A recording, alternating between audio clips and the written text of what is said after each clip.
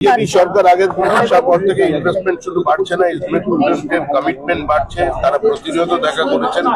আজকেও এখান থেকে কলকাতা থেকে বেনারস ক্রুজে নিয়ে যাওয়ার জন্য একজন কোম্পানি আমার সঙ্গে যোগাযোগ করেছেন।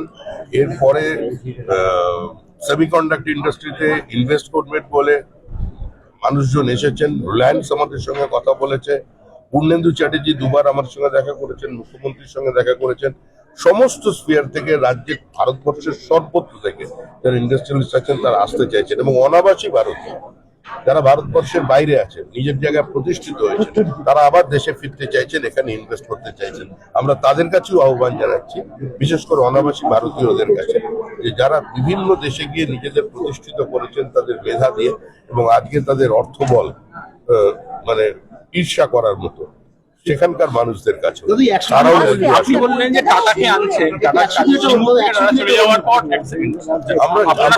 আমরা তো চাই। আমরা তো প্রথম দিন থেকে আমরা বলে এসেছি যে সিঙ্গুরে কৃষক জমি ফেরত পেয়েছেন, কিন্তু জমি তার ফসল ফেরত পায়নি, কারণ সিঙ্গুরের জমির চরিত্র বদল হয়ে গেছে। আমরা সেখানে ইন্ডাস্ট্রিয়াল হাব তৈরি করব, মানে ইমিটেশন জুয়েলারি বা সেমি প্রেসাস জুয়েলারি যেটা তৈরি, সেখানে প্রায় ২৫০০ কোটি টাকার টার্নওভার আছে। তাদের পাশে সরকার দাঁড়াবে, সেখানে একটা হাব তৈরি হবে। যেরকম সিটিতে আমাদের মানে গোল্ডস্মিথরা কাজ করছেন, সিটিতে সোনার কাজ হয়, ডোমজুড়ে যে কাজ হচ্ছে, তারা চাইনিজ ইমিটেশন গয়নার সঙ্গে কম্পিটিশনে চায়নাকে তারা হাঁটিয়ে দিয়েছে, সরিয়ে দিয়েছে এখান থেকে, সেখানে ডমিনেট করছে। তো আমাদের এখানে স্কিল আছে। আমাদের দেশের, আমাদের পশ্চিমবঙ্গের যারা ডায়মন্ড সেটিং এর কাজ করে, তারা যদি 15 দিনের স্ট্রাইকে চলে যায়, তাহলে সুরাট, আহমেদাবাদ,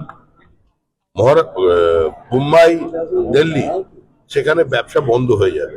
এটা তারাও স্বীকার করেন, তারা সেখানে সফল হচ্ছেন, কিন্তু এখানে সে ধরনের কোনো পাক তৈরি হচ্ছে না। এটা যাতে এখানে হয়, তার জন্য আমরা সচেষ্ট আছি।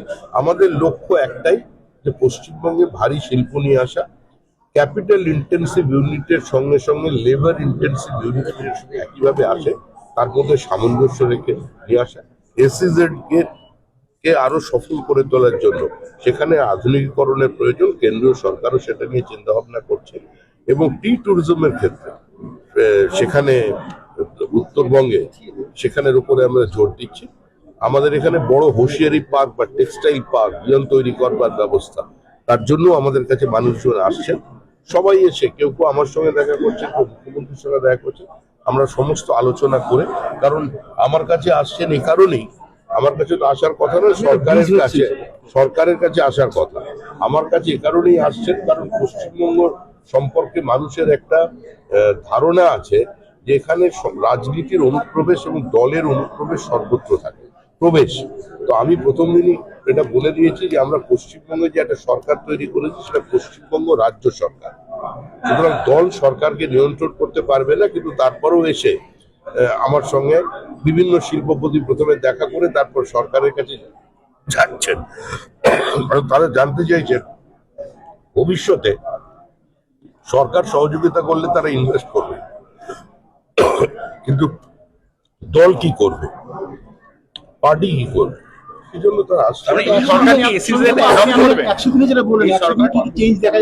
100 দিন ওয়েট করুন না, দেখতে পাবেন।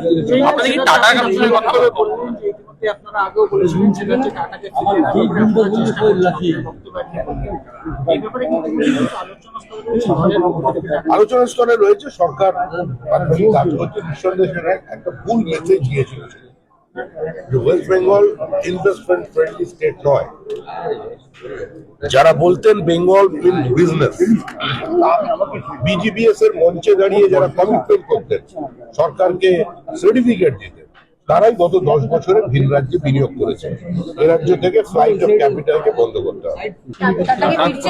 টাটা ফিরবেই, বেরানোর দায়িত্ব বিজেপি। আমাদের ভিডিও ভালো লাগলে লাইক এবং শেয়ার করুন। কমেন্ট সেকশনে গিয়ে জানান আপনাদের মতামত। আরও ভিডিও পেতে আমাদের চ্যানেল সাবস্ক্রাইব করুন এবং প্রতি মুহূর্তে খবরের আপডেট পেতে প্রেস করুন বেল আইকন।